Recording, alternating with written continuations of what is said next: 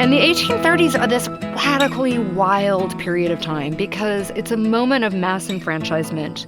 In U.S., every white man gets the right to vote, which, you know, you and I, we are two white women.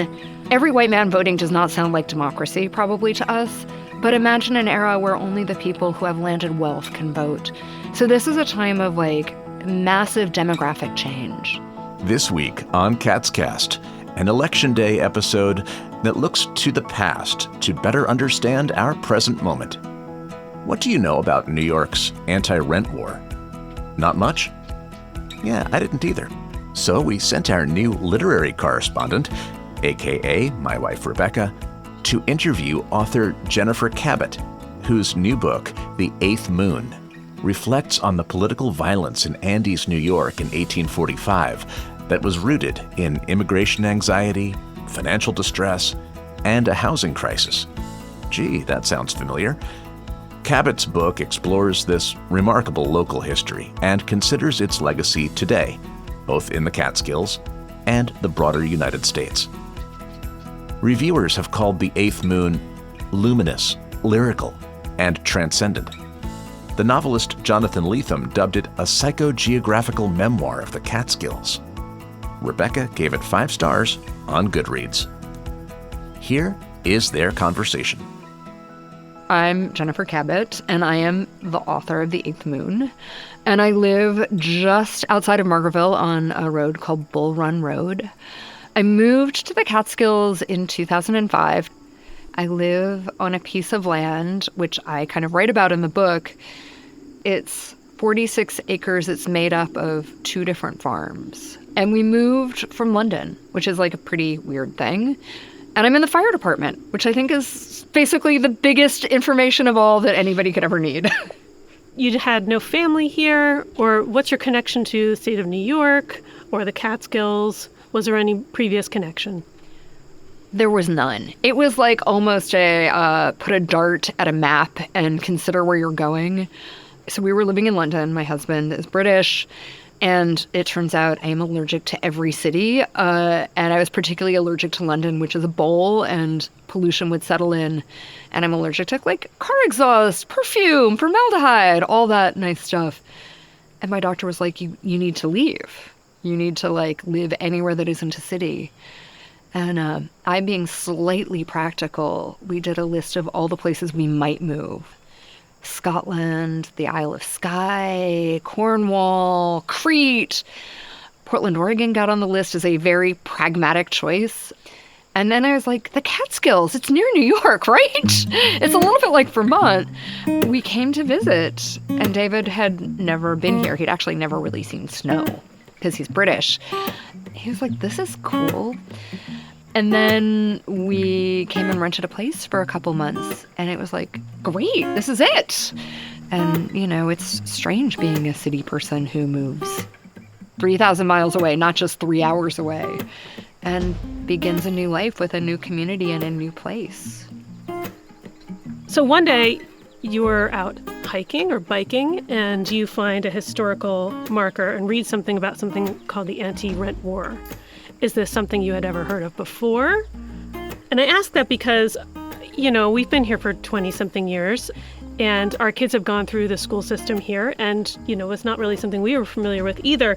And it's only because Brett was in one of those living history cemetery tours in Margaretville a few years back, and he played the role of David Robert Scott, whose uncle was involved in the anti-rent war, Edward O'Connor of Bovina. And that's how we came to know the history a bit. So this land is Scotland. So this is part of what was the Scott farm. But back in the anti-rent war, the Scots actually lived slightly further up the hill. And yeah, it was just happenstance. Like, it was that accident of we were riding our bikes on the Tremperskill, which is in Andes. So it's the road that goes kind of from the reservoir to the Andes village. And along that road, there's this historical marker that's like 1 mile to the site where Osmond Steele was shot. And the historical marker has a date, and it's 1932. And it was put up by, like, the State Teachers Association. And I had no idea what the anti-rent war was. And it took a while, like, learning about the anti-rent war, which is basically the sort of subject of my book. The book is kind of like about Woman moves from London to the Catskills and joins fire department. That could be the plot, which isn't very plotty. And then it's about woman moves to the Catskills and learns about this socialist uprising. I'm a writer, and we moved here, and I was writing fiction, and I was trying to write a crime novel, basically because my agent in London was like, you're good at writing crime. And I think at that point, kind of rural crime stories were selling. And so I tried to write a crime novel, but I wasn't particularly interested in it. I was actually really interested in the land. And I am also a bad fiction writer. I don't like making things up. And I was really also interested in this land that we bought from Muriel Scott, whose relative Brett played in the Living History cemetery tour. And on this land, there are some ruins. And I wanted to know what they meant or whose they had been. At this point, Muriel had died, and I emailed her husband. And he was like, I think they date from the anti-rent war days, but I don't know anything more about that. And I asked Muriel's two best friends what they knew about it. Also, not a lot of information. They were like, they were old when we were there. And, you know, they were kids like in the 50s and late 40s. So it was a kind of dead end. And then eventually Diane Galusha sent me a map with some numbers. And I went to the county clerk's office. So secret tip, if you want to know any history about land, property deeds are your way in. And so there were these numbers on the map which corresponded to pieces of the Hardenberg patent, and I could find in property deeds. And in one of them, there was a name, Peter Klum, K-L-U-M, who had been rented the land as a farm in 1841 from Morgan Lewis. He had been governor of New York State and fought in the Revolution and was one of the founders of NYU. And he was married to a Livingston. And his daughter was the Margaret, who became the Margaret of Margaretville. Anyway, this Peter K-L-U-M, who lived up the hill, was the tenant farmer. And so I was like, oh, that's interesting.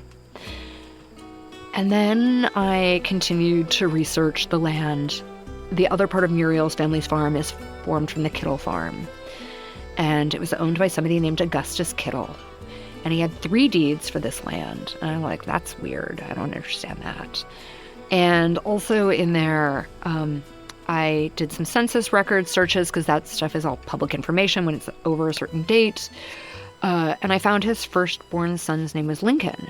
And that was really interesting to me because the child was born at a time in the Civil War where the Civil War was very, very unpopular in New York State because the state had instituted a draft. And in that draft, there were anti-draft riots, and those riots included burning black orphanages.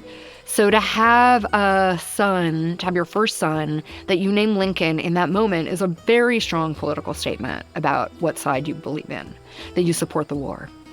And this was at a time also of kind of like rising anti-black violence in America.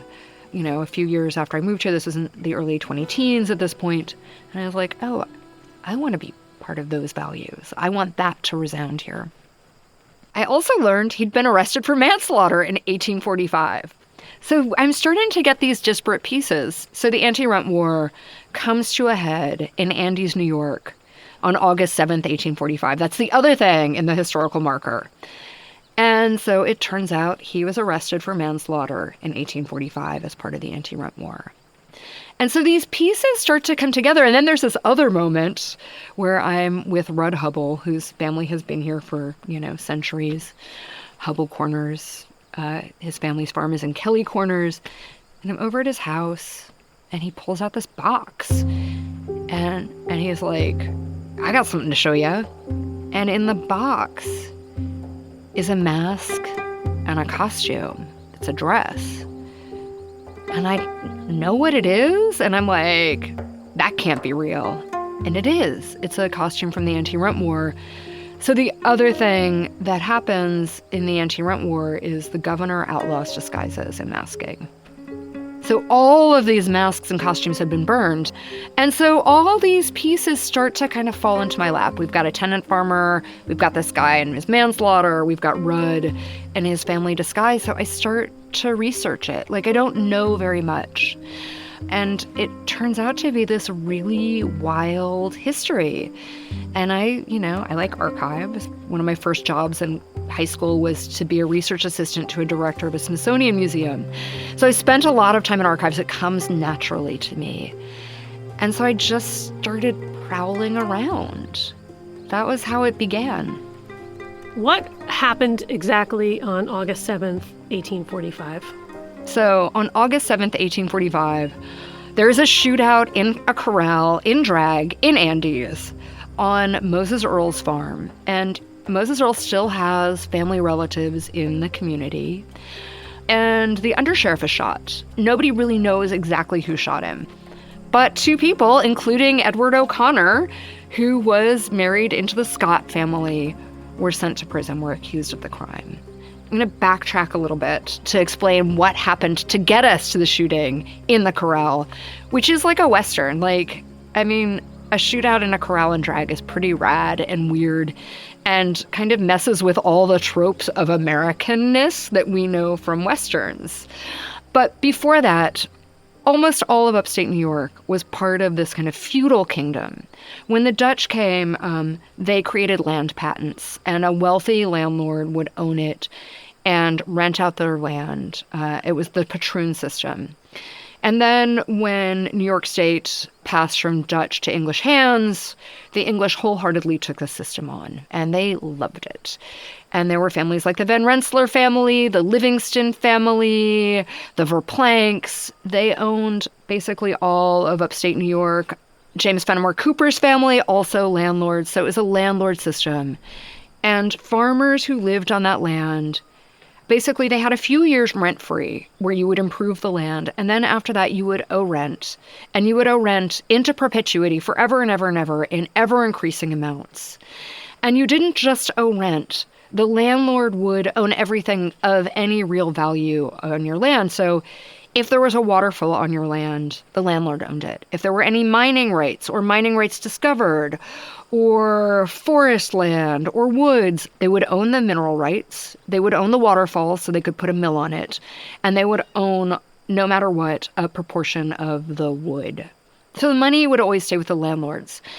And there was a clause in the deeds that said if you ever fell behind in your rent, the landlord could just come onto your property and take back whatever it was required to make good on the rent. And so if you're a poor tenant farmer, your house has no value. Nothing in your house has enough value to make up for that rent. The only thing it would is your livestock. So that was your property. And the other thing I'll say is Alexander Hamilton, hero of American federalism, came in and he was very close to many of those families, including the Van Rensselaers. So he actually wrote some of the early U.S. era deeds and rent agreements, tenancy agreements, to make them harder to get out of, to bind you further into the land. So basically, farmers here were living in a kind of perpetual peonage. And it wasn't being enslaved, but it wasn't far from that either. It was a little bit like being indentured to the land, but there was no promise of real escape. And so fast forward, now we're in 1837 and there's a recession. And the 1830s are this radically wild period of time because it's a moment of mass enfranchisement. In U.S., every white man gets the right to vote, which, you and I, we are two white women.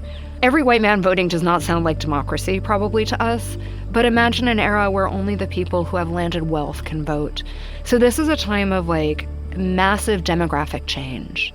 And it's also massive demographic change because there are factories and all sorts of changes in capitalism. And one of those changes, we get this mass enfranchisement. The other thing is that British banks are heavily investing in U.S. land and property. So there's a lot of development happening.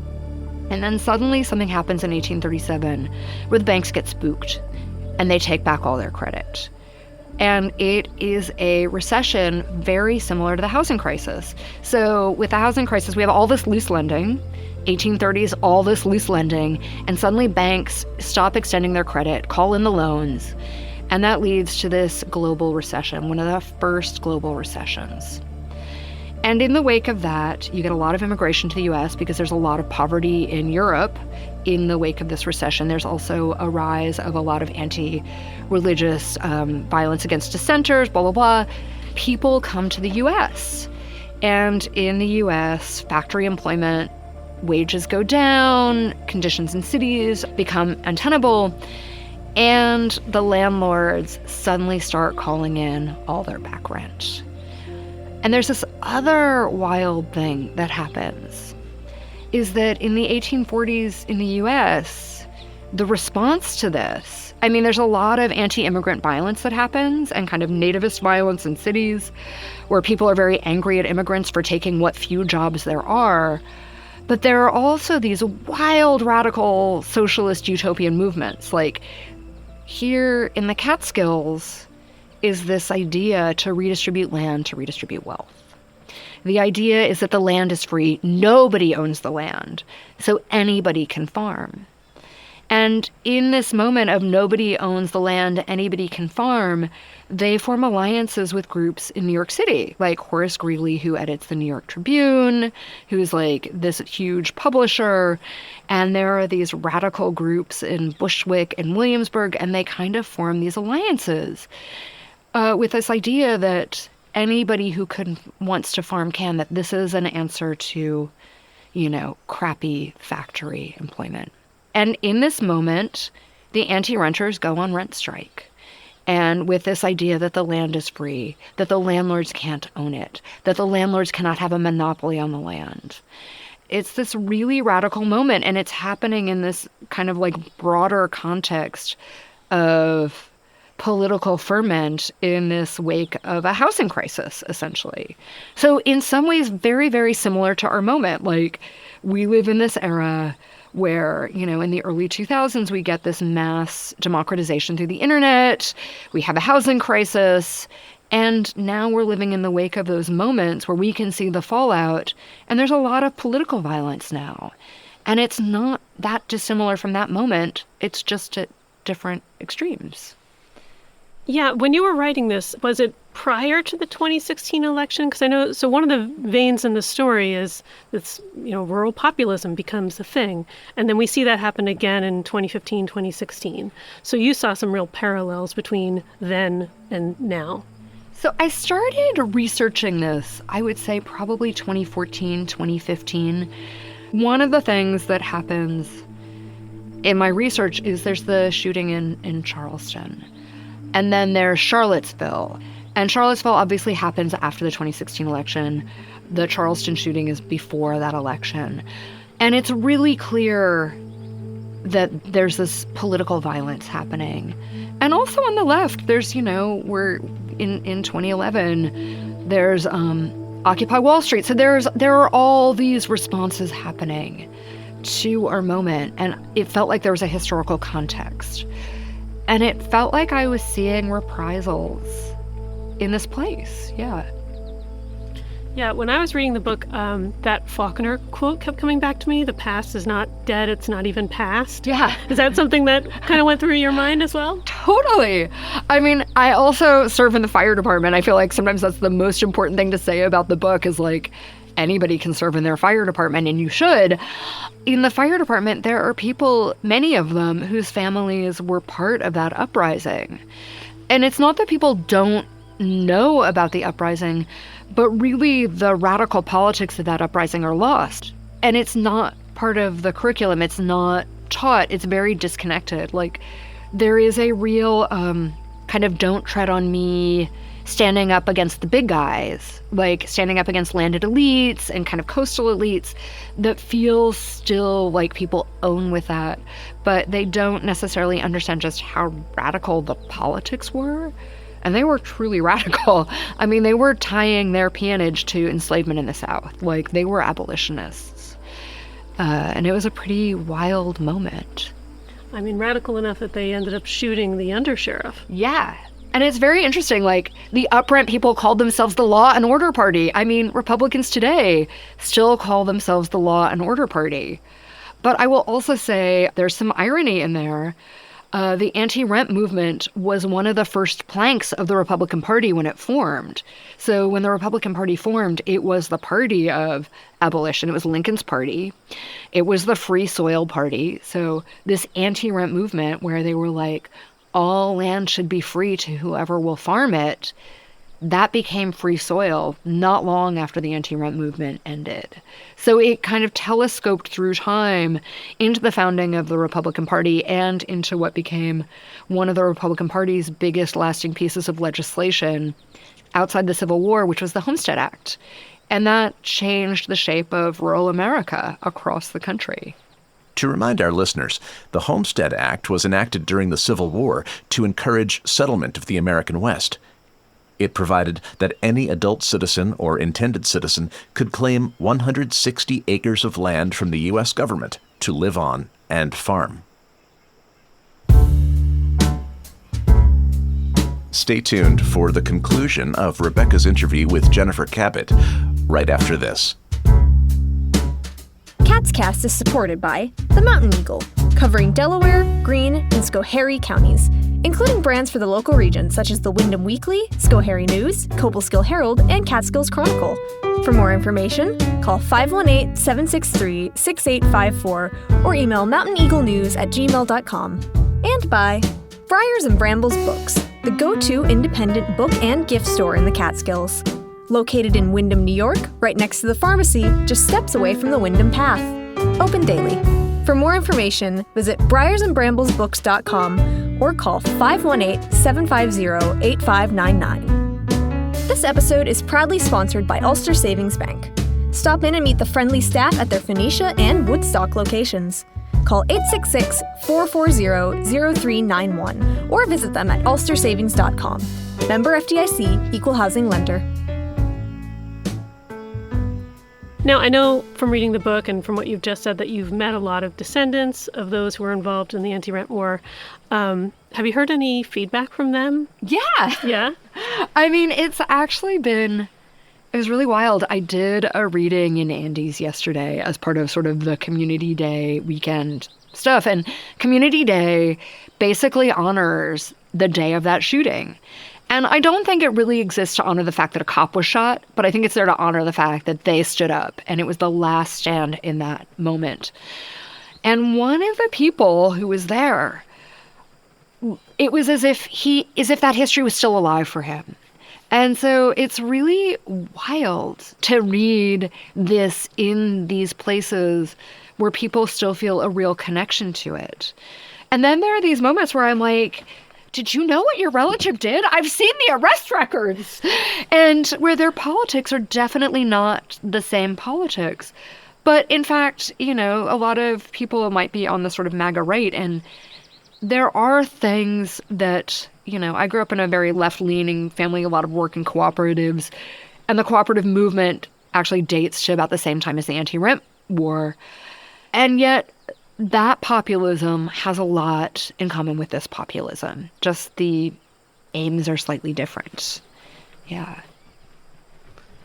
The subtitle of your book is A Memoir of Belonging and Rebellion.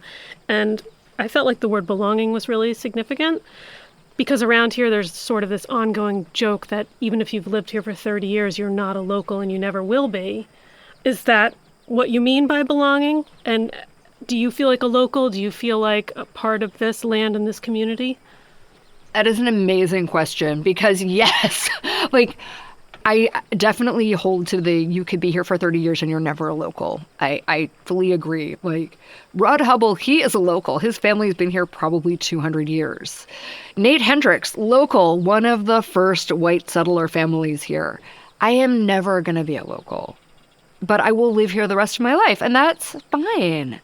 And I also find it really interesting to be in a place where the connection to place is so strong, you could live here for 30 or 50 years and not be a local. That actually feels like a true sense of understanding how long connections to land and place can endure. I mean, if you think about that, you can think about Indigenous America and people who have been connected to land and place for thousands of years and then get displaced. And what does that mean? So I think sometimes in our thinking about who is local and who isn't, or you could live here your whole life and you're not actually a local, you can flip that around to have a bigger understanding of what the possibility of people's true connection to place over time can mean. That could be a much broader understanding of what place in America means. So I think about it that way. And I also joke, I'm in my fire department, so I'm local enough to be in the fire department, but I'm never going to be a local. And I'm cool with that.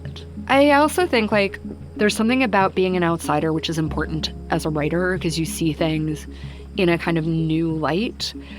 But the book is about kind of connection and belonging. It's not just about the anti-rent war, it's about my journey in this place and coming into community and forming friendships with people like Rudd or my neighbors over there, the Taylors, or also the plants and beings on this land. Those things are just as much about community.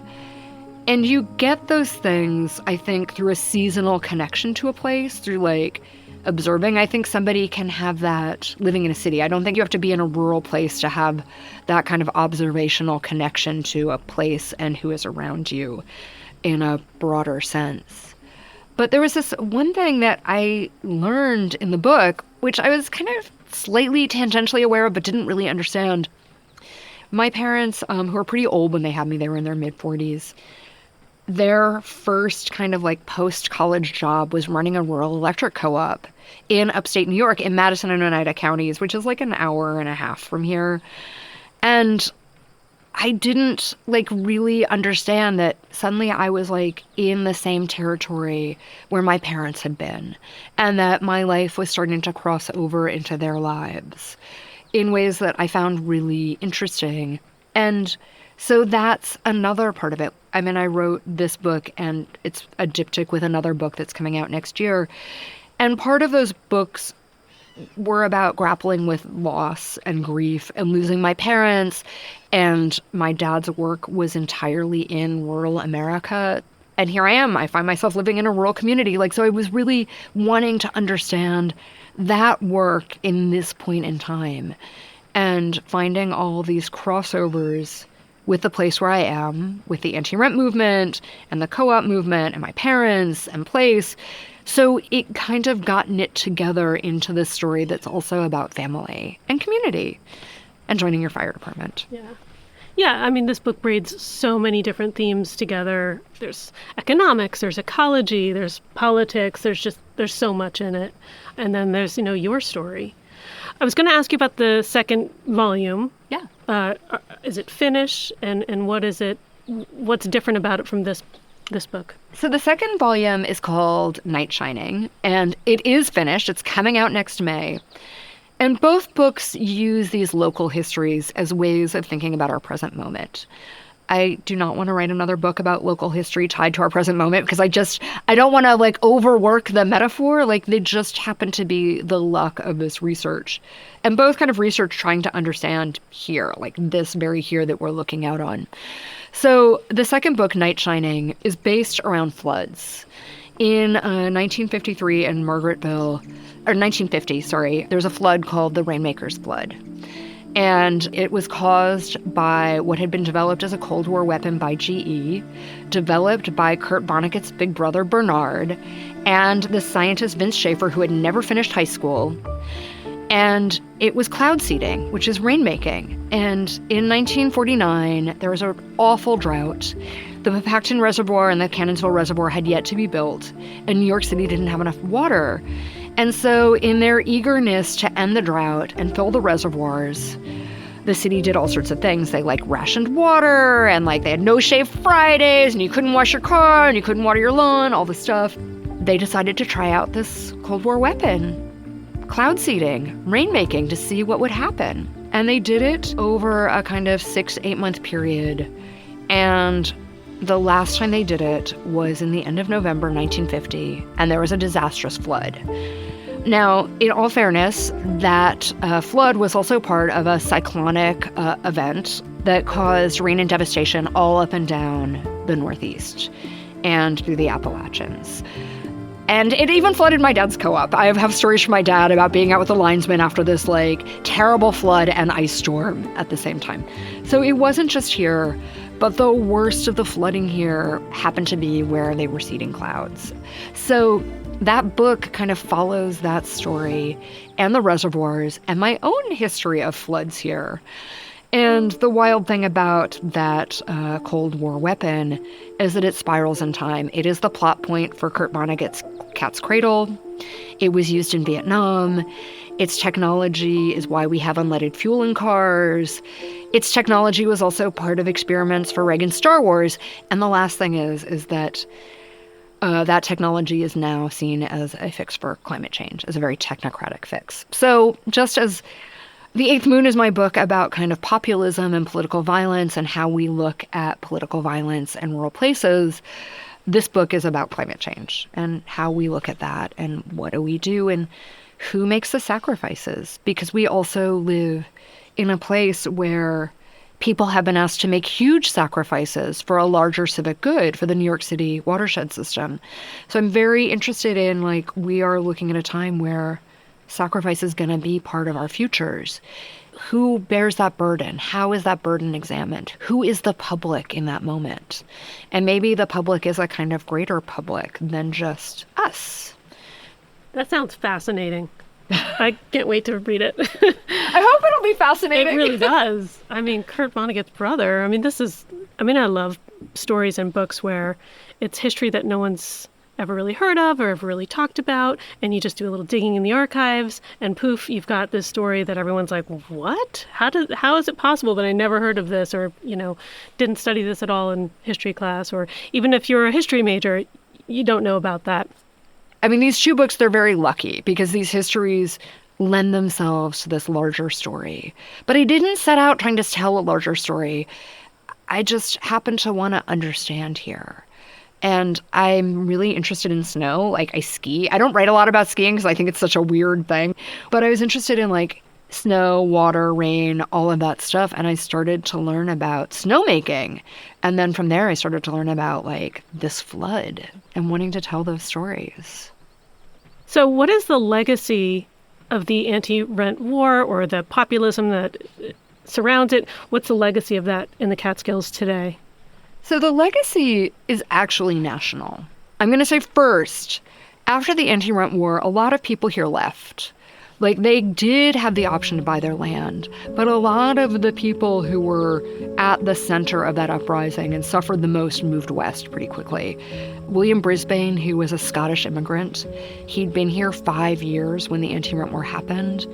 And he has these very moving letters where you can read his recollections about coming over in a boat from Scotland. And he lands in New York and then moves to Catskill. And there are these stories that he writes in his letters about crying, about feeling so lonely there with his wife, Jenny, and feeling so isolated. And he's got a ton of kids. Anyway, he ends up becoming a subtenant on a tenant farm. And he takes a plea deal, essentially, in the anti-rent war and goes to prison. And eventually his sentence is overturned. And he comes back, but he doesn't stay here. I mean, it's too painful to be here. So he leaves, but his brother stays. His brother William stays. And their family, the Moshers, now are still here. Then there's Edward O'Connor, who also is sent to prison, and he ends up dying in the Midwest. People get spread out. Then the Homestead Act happens. Some people get farms through the Homestead Act in the 1860s. But the ideas of the land being free and anybody can farm it, that has resolutely fueled many populist moments in America, moments in the 1870s and 1880s, part of the thinking in the Grange movement. But really, way more recently, you probably remember in early 2016, a group of farmers in Oregon took over a high plains desert land refuge and declared that they owned it. And they were using the same language. So it still comes back. It very much fuels the land rights anti-federalism of the kind of like rural Western ranchers right now. And so those ideas are not dormant at all.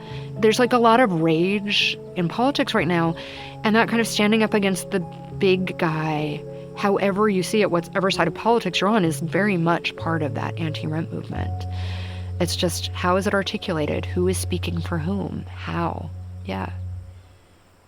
Kaatscast, the Catskills podcast, is a bi-weekly production of Silver Hollow Audio. Today's episode was co-produced by Rebecca Rigo Barry. Production intern, Olivia Sybil. Transcriptionist, Jerome Kozlauskas. Announcements by Campbell Brown. Sign up for our newsletter at Kaatscast.com. And please be sure to give us a rating. 5 stars would be nice, wherever you get your podcasts, so more people can find us. Until next time, I'm Brett Barry. Thanks for listening.